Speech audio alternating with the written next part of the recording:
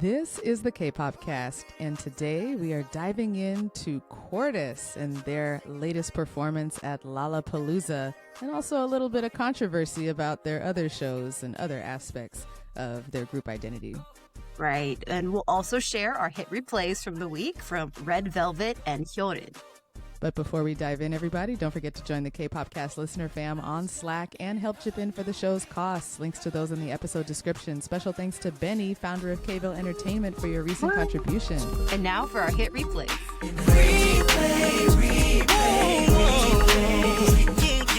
I'm your host, Stephanie. I'm your PD and Michaela, guys, and hit replays are K-pop song recommendations for the week. And I know CORTIS is, we're talking about boys later, but let's start with the girls, Stephanie. What have the girls been doing this week? Exactly. I'm here to talk about a woman. I think we're all talking, we're going to talk about some grown women today before we get into the boys. Exactly. My hit replay is a B-side from HYOLYN's latest album. It is Offline. Things together at a slower pace. See the moonlight shine on my face. You need this, you and me, we going D&D. Show me what could happen when we all night. Baby, come and see. We don't need no signal cause we all night.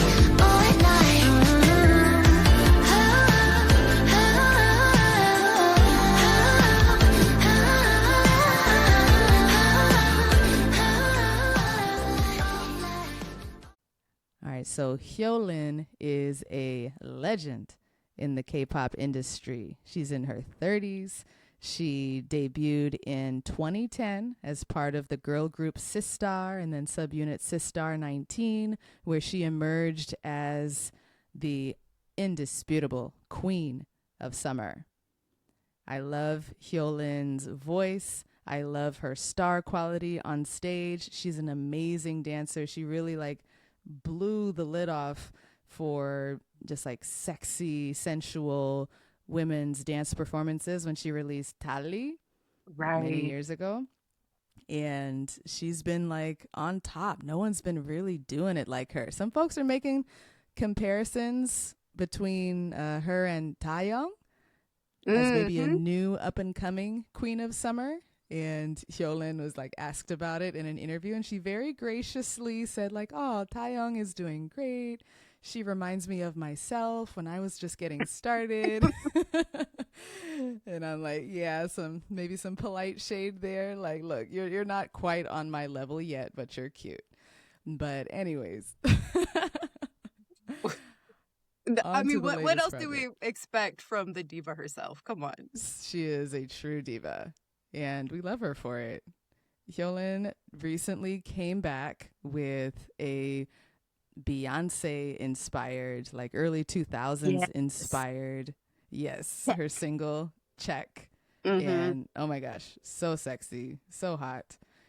It intrigued me to go look into the rest of the songs on the album, and I really resonated with not only the R&B sound, but the message of Offline. Let me know if these lyrics, if the message resonates with you. You and me, we going D&D. Show me what could happen when we offline all night. Baby, come and see. We don't need no signal because we offline all night. I need more of that in my life. I need less scrolling, less technology. I need to be on D&D and offline. So this is really a hit replay for me as a set of affirmations for myself. Right, exactly. A mantra, if you will. A mantra, yeah, exactly. And so who are you highlighting for your hit replay? I can't imagine who it might be. Right? I do have to tell, let our listeners know on a little behind the scenes for our podcast here. I usually make a list of all of the comebacks for the month. And I highlight them, in our little Slack channel. And last month was everything that happened before Red Velvet came back. And now this month, August, is everything that's happening because Red Velvet has come back. Because guys, the 2-year wait, it was rough, but they're finally here. All 5 members have come back, and their new single is Surfin' Boy.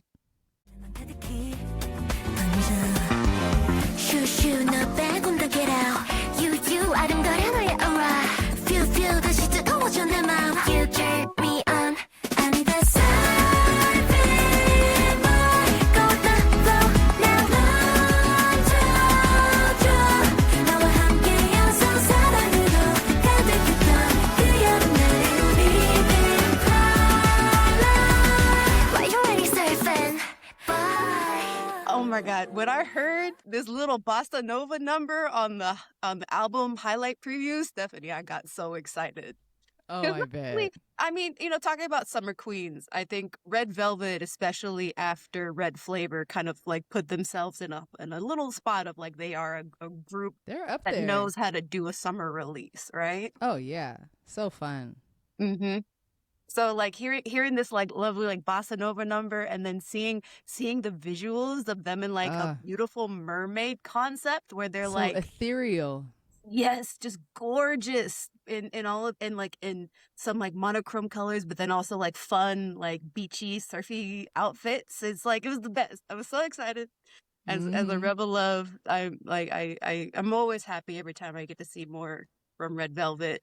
The music video also features a variety of glistening, muscled up guys.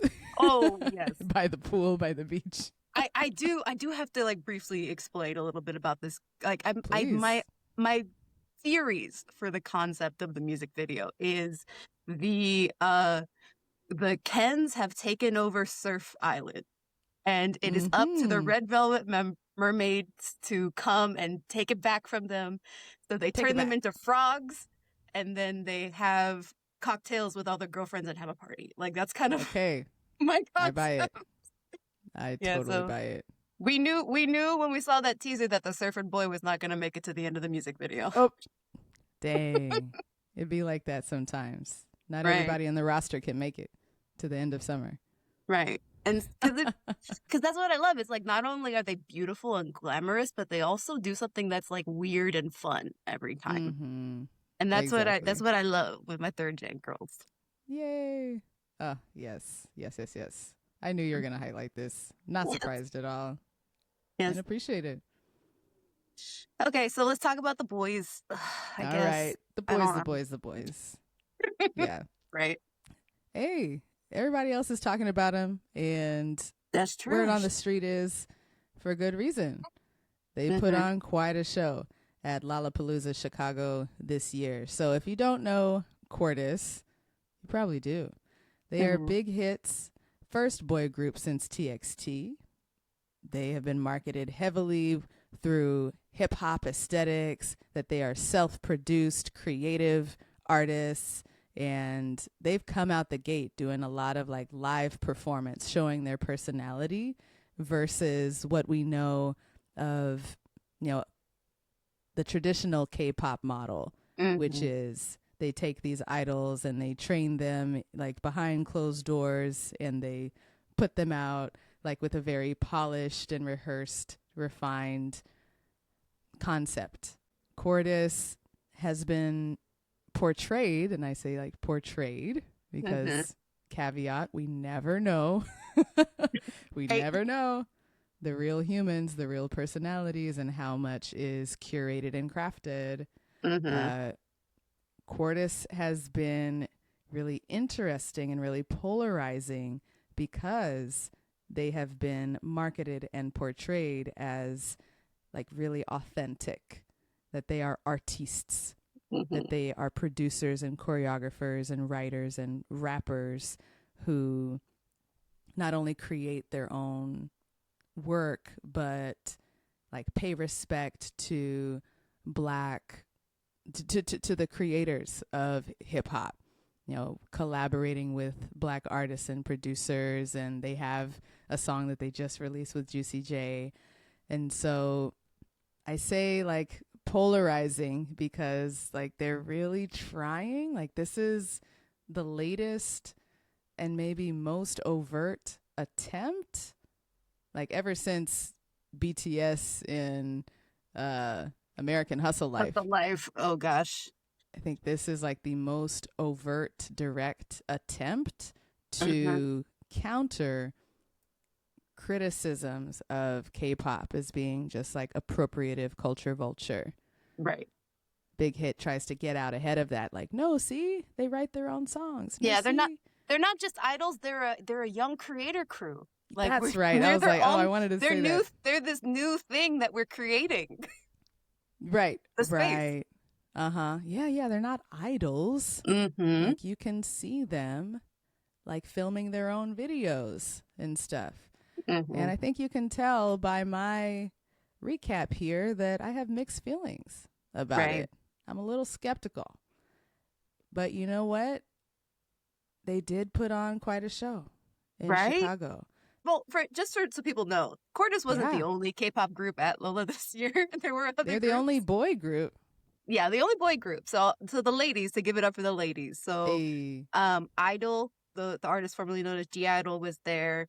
aespa was also there. And then Jennie was a headliner for the Saturday performances. So especially for Idol and aespa, I think that they really just like took advantage of having a live band to the best extent of it.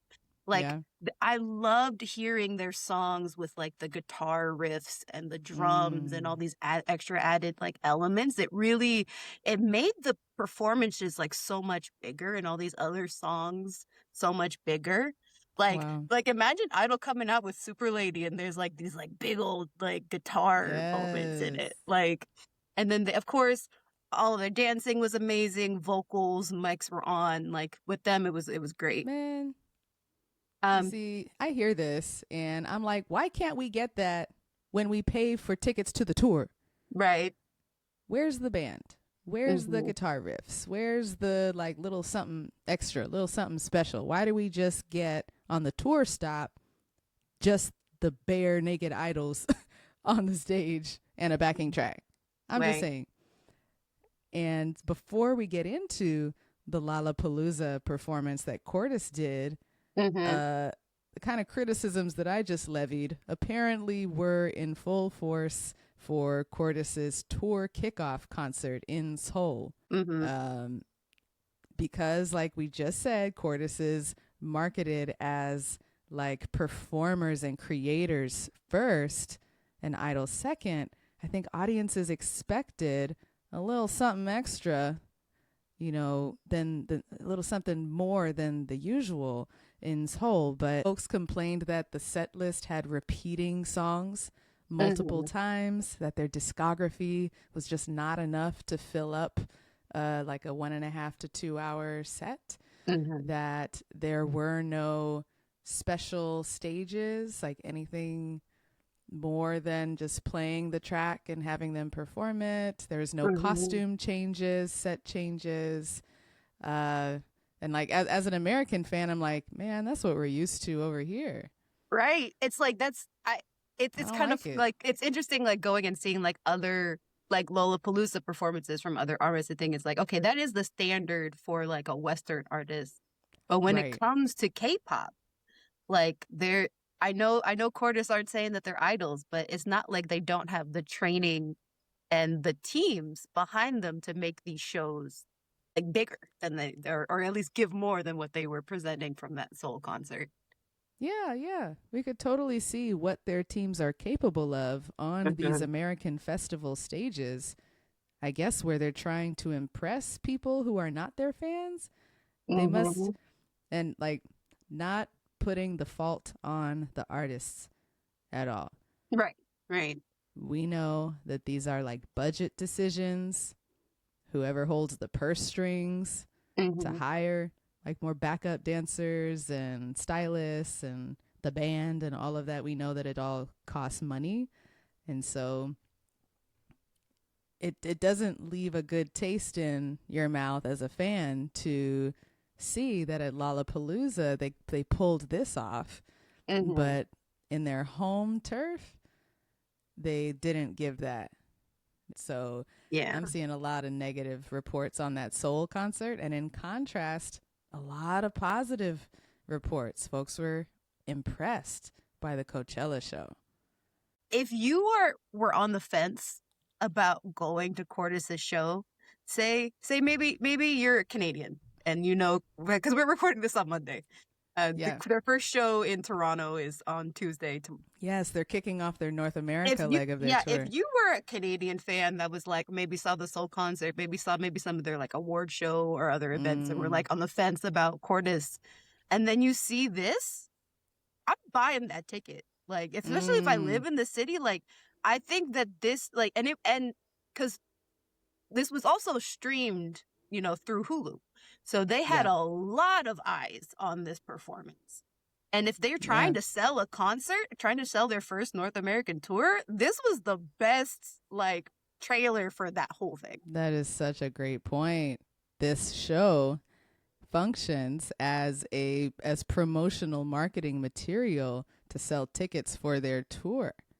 And like looking at the viewership numbers here, the performance would broadcast via not only Hulu, but Disney Plus, Weverse, other platforms, over 167,000 folks from 185 countries tuned in through Weverse Live alone.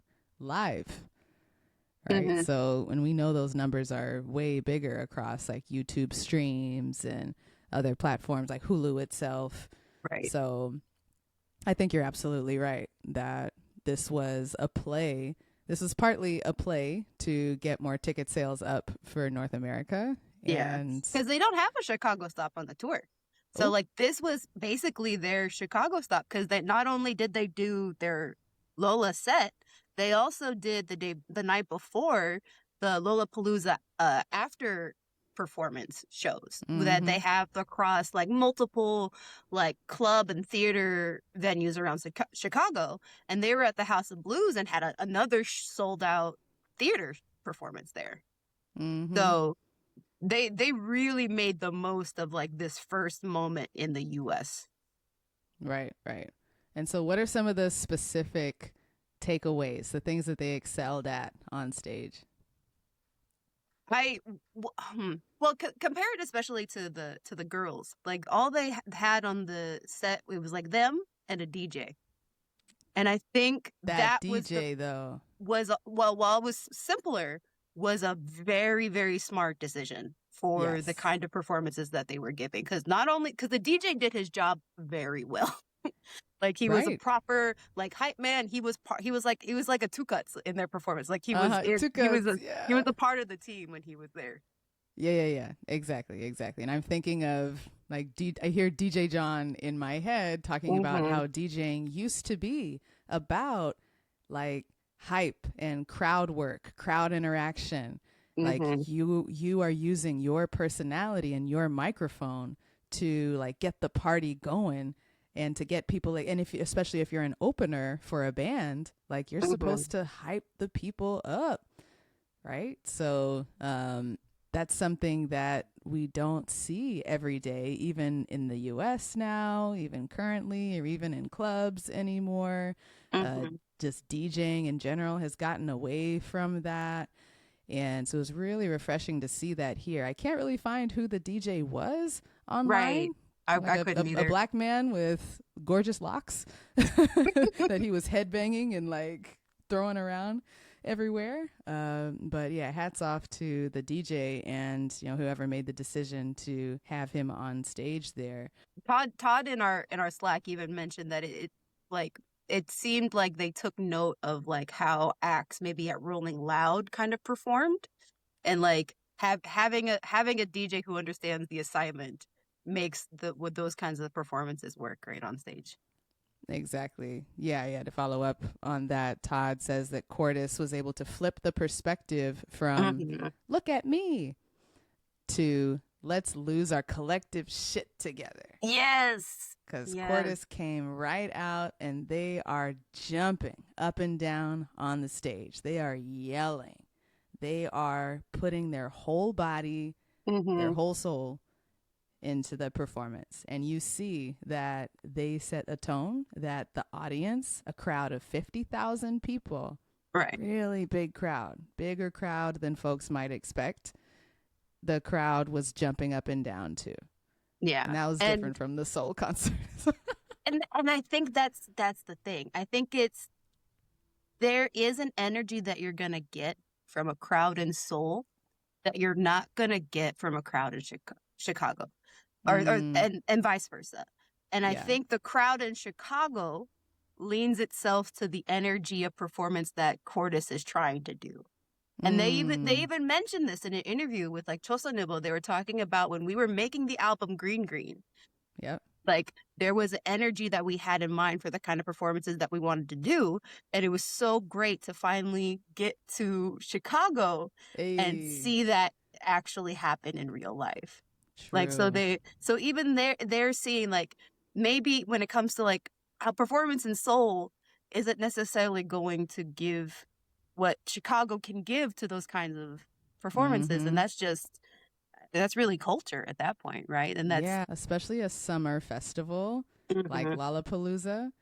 Like I was seeing clips of the audience. There were people trying to make a mosh pit, right? Like just hyped up and it was really other, muddy too. So there's a whole different kind of vibe. Like it's like flooding. They want to get dirty. Let's get stinky. Let's just have fun.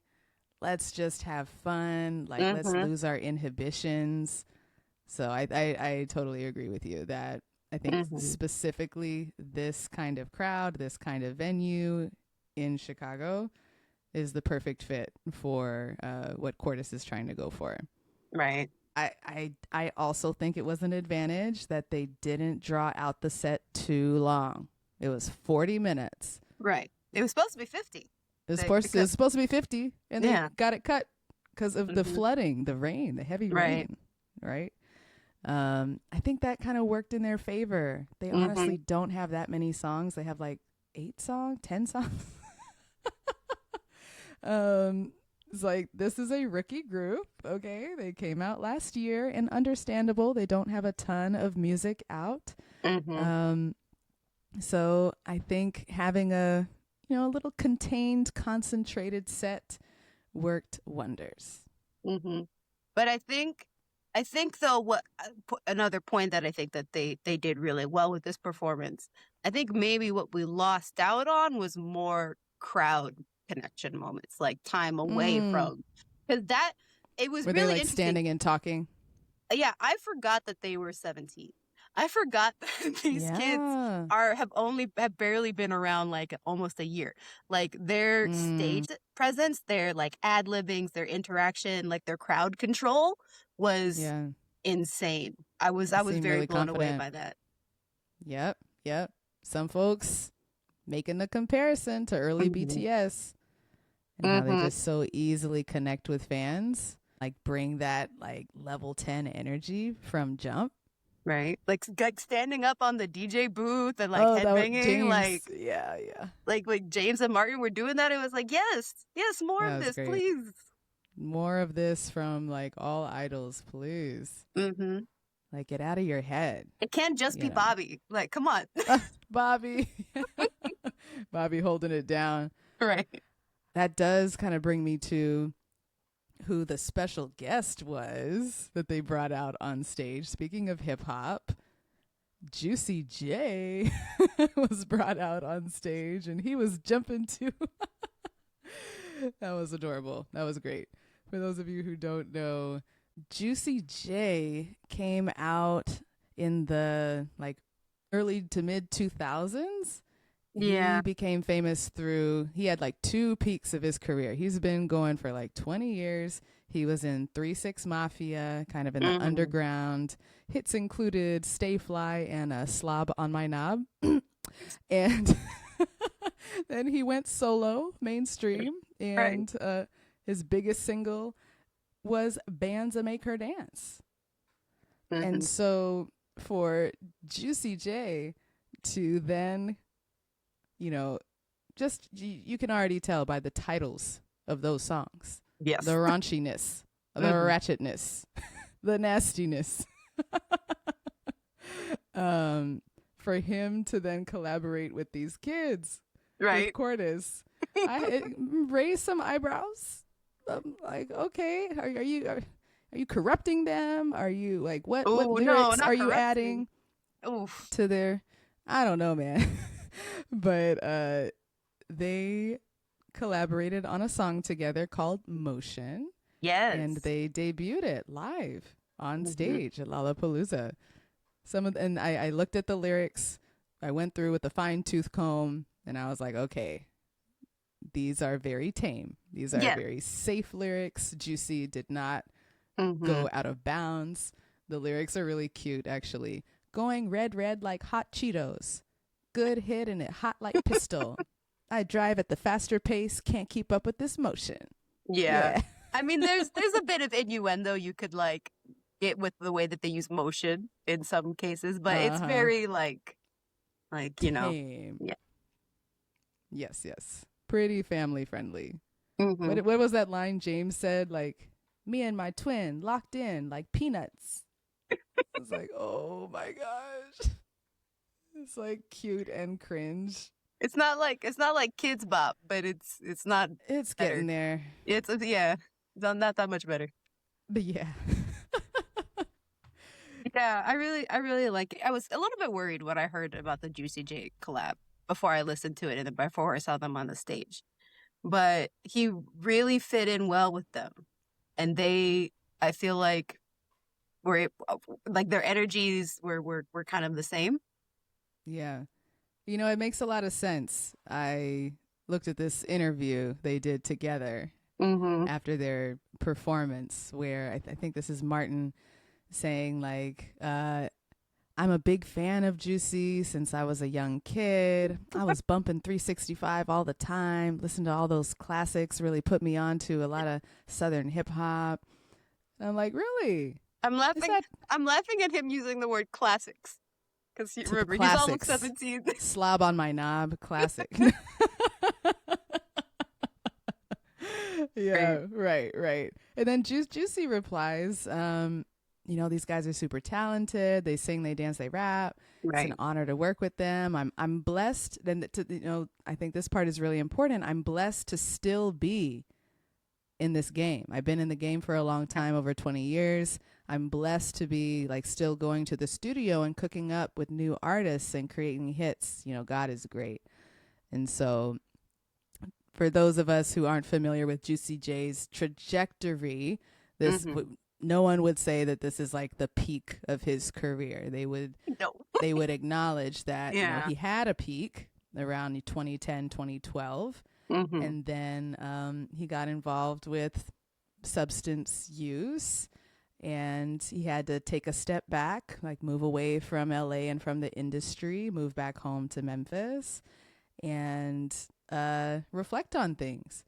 And then as he re-entered the music industry with a new kind of spirit, he actually came out with a jazz album. Right. Recently. Yeah, I was like, okay. And so that's where he is. He's turning over a new leaf, maybe less on the bad boy side. He's trying to get away from that. And so in this sense, the collaboration with CORTIS probably feels really good for him for where he's at. I would also say I think especially the chorus members feel really good because, again, mentioning him like Juicy J as like somebody they looked up to, an artist they really like. It's great in this instance that the artist they like is reciprocating that love in a way. Where are you going with this? I feel like some of the other artists that CORTIS have mentioned have not necessarily reciprocated the love for CORTIS. You do the best transitions. I just have to say, hats off. I'll call maybe there's a guy named Matt Proxy, right? Oh. Who is he started talking mess and he has not stopped. Yeah, it's been like oh man, literally calling their music trash. Like it's very there's no reading between the lines in his view of like CORTIS as artists. Right. So Matt Proxy, I actually had not heard of him before the CORTIS controversy. He's pretty new. He's 20 years old. He's from Minnesota. He's a Black American rapper. First got famous around 2024 with his single, WTF Do I Gotta Do to Get My Bitch Back? Went viral on Instagram. So that just kind of tells you a little about who he is. he has been known to share controversial opinions and language online, like since before the CORTIS issue. He's said some culturally or racially insensitive things about various groups, and I think he tries to be provocative with the stuff he says online. So the things that he's saying about CORTIS are pretty much, that's his, like, he's known to be this kind of, like, he doesn't pull any punches, and I think, like, I don't want to make any assumptions, but it seems like he likes to push the envelope. He likes to be as harsh as he can be. So just with that context, Martin, leader of CORTIS, posted online. I feel like he shared the music somewhere, and then also, like, mentioned in an interview about him being a fan of Matt Proxy's work. And then initially Matt Proxy responded saying, like, oh, thanks, man. Like, hit me up if you want to collaborate. And then shortly after, he posted, I think, on Instagram saying, you know what? I changed my mind. I listened to your music and it's trash. It's trash, not going to lie.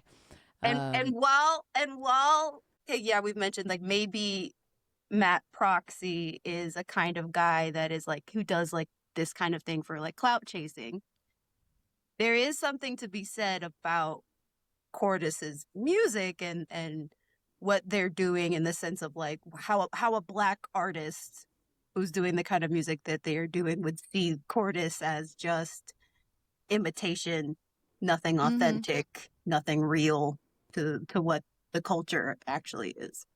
Totally. I have Matt Proxy's comments here, which started a little while ago, and then I think what happened was he replied saying, oh, the music is trash, never mind. And then he got mobbed by CORTIS fans, you know, trashing him. How could you say that? Martin was, you know, innocently with good intentions trying to prop up your work, and how could you be so mean to him? That's inappropriate. And I think that made Matt double down. Matt was like, oh, hell no. Okay, I'm actually going to go in with kind of like a social media essay on my stories saying even more things about, like, why K-pop as a whole is trash. He describes K-pop as, you know, these songs are made by 50 people in a lab. It's not made by one artist. K-pop appropriates Black music and culture. The idols are treated really badly. And as icing on the cake, cherry on top, like, Matt really just went in on the appropriation angle by finding photos of two members of Stray Kids, Hyunjin and Bangchan, sporting Black hairstyles. So Hyunjin picture is really bad because he has an afro wig and, like, cartoonish big red lips on and, like, minstrel crying eyes. Like, it was really bad. And then Bangchan and cornrows. So Matt was not backing down at all with his critiques.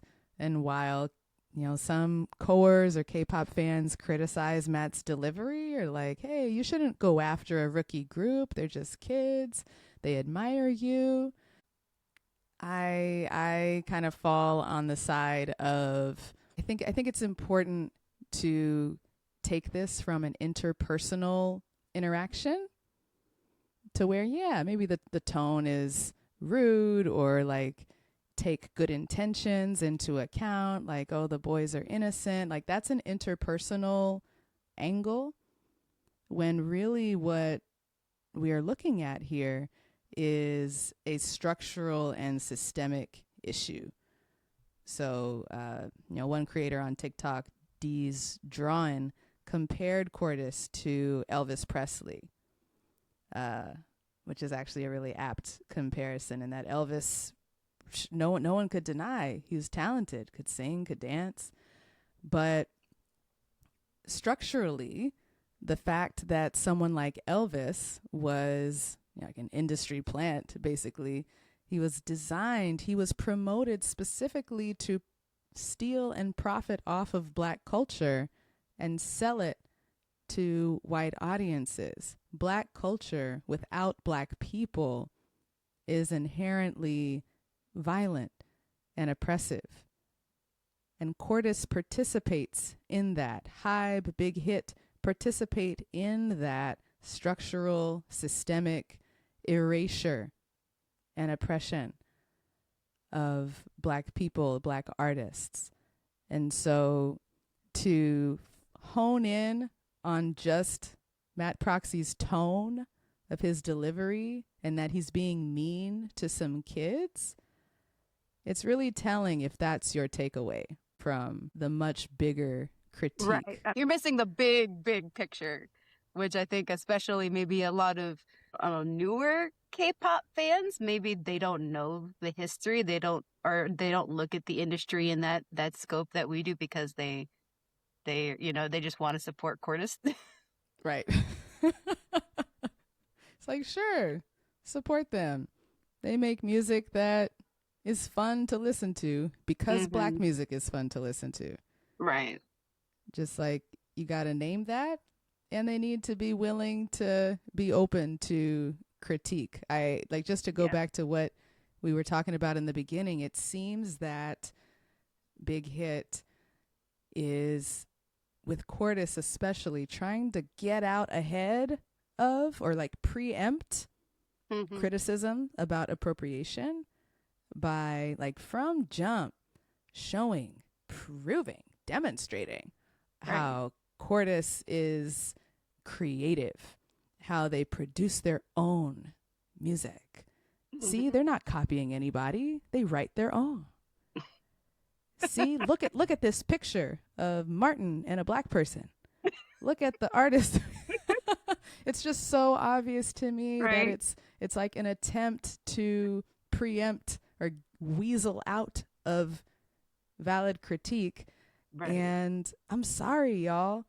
Like, you didn't grow up in the hip hop tradition. You didn't grow up in the Black community. You haven't actually spent time there. And so you're not even close to being able to like have a right to like call yourselves creating anything in this genre. Yeah. Let alone to be given a spot at like a big time festival in the US. Yeah, and so, that's the limitation of coming from K-pop. Like big money K-pop. There is only so much. There's that wall that they're gonna keep trying to get past it over and over again, but the wall is still there. There's only so much they can do. There's only so much you can do when you're coming from where you're starting. Like and the key word here is positionality. Yeah. There's only so much you can do as an individual when you walk through the world with a certain positionality and with certain resources and support behind you. Yeah. Resources and support that are not evenly distributed, unevenly distributed along the lines of race. It's just that simple. I think as fans, we are being called once again to sit in complexity. Right, exactly. Because we're fans. Like we're not saying this from. It was a fun performance. Yeah, and some of the songs, some of the choreo are fun because I appreciate Black music. I appreciate the Blackness that seeps through the cracks of what they made. Right. And it's like that for all artists. Like you could appreciate the influences that ATEEZ has, like in the like the reggaeton space, and but know that they're never like it's never gonna reach the authentic music from those actual cultures and people and where it comes from.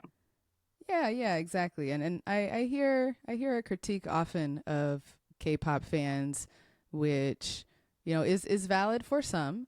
That says, K-pop fans are anti-Black. K-pop fans want to consume Black music, but not from Black people. They think that the best, most authentic rap comes from Koreans, and they never listen to Black music. They don't know the real thing. And I'm like, some K-pop fans are like that, and some are like us.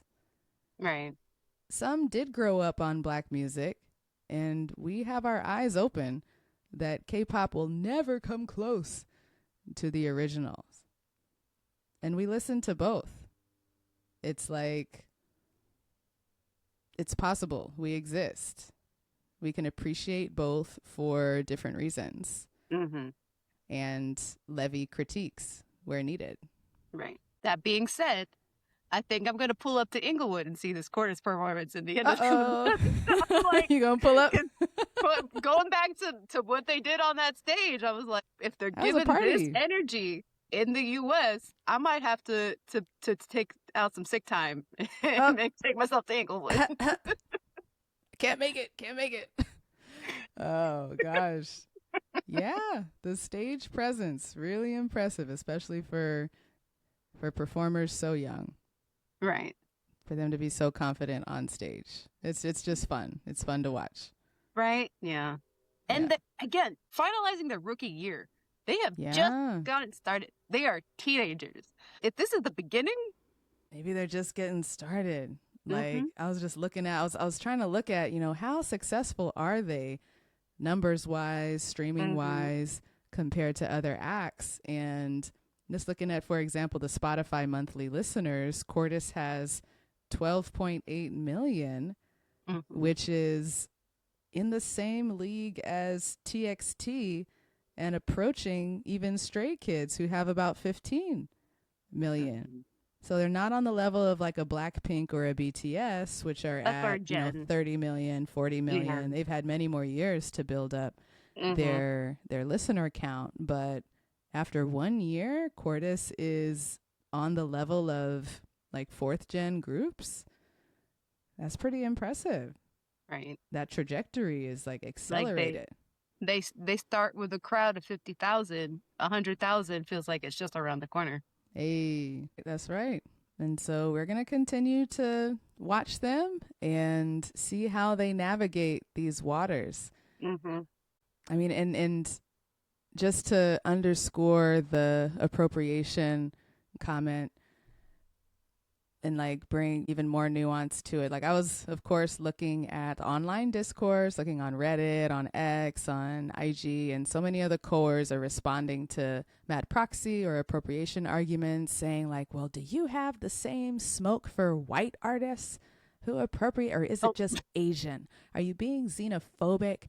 Why do you have all this smoke for K-pop and not for white artists? I think that is a disingenuous argument in that we have plenty of smoke for the Macklemores of the world. Plenty of smoke for the Iggy Azaleas. Like, get out of here. Come on. Like, and we are able to hold nuance for artists who have been holding it down in Black music forms.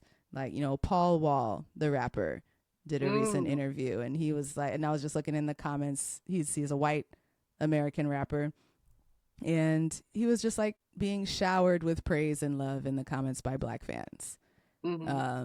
People refer to him as unproblematic. In that he grew up. He's not gonna make an album titled Monica. Like, right? Oh, see, I didn't even mention that fool. Oh my gosh. And there's someone like Tina Marie, for example, beloved in the Black community because of how they show up, the years they put in. It shows that there is nuance, there is wiggle room, there is a way to do it, and CORTIS is not really following that pathway. It's going to be real hard for them to gain legitimacy given how they started out. Kind of with the silver spoon. Oops. We'll see. We'll see. On that note, I think it's about time to wrap up our discussion on CORTIS and their latest Lollapalooza performance. We're going to let our listeners know where they can find us on socials and call it a day. You can find me, Stephanie, on Instagram at Catchlight27. And you can find me at darn it. I keep... Seems like you want to get back on the IG. I know, right? I was love to have you. I was looking at that blue sky a little bit, I'll be honest. Oh, blue sky, okay. But no, sorry, you can find me at PDNim on our K-pop cast Slack. You can find all of us on the K-pop cast Slack if you want to continue the conversation. And if you want to support the show, please consider donating to our Ko-fi. Shout out, as always, to Lady Sensa and Ben from K-pop. All right. Bye, everybody. Bye, everybody.